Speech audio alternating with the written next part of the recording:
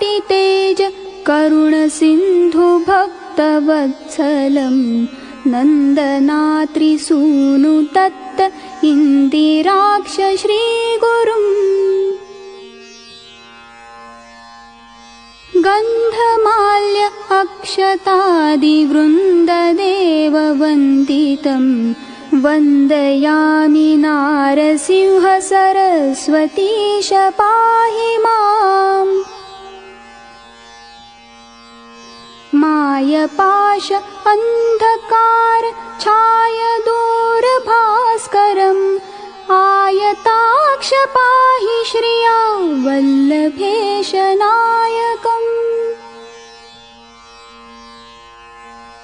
सेव्य भक्त वृन्द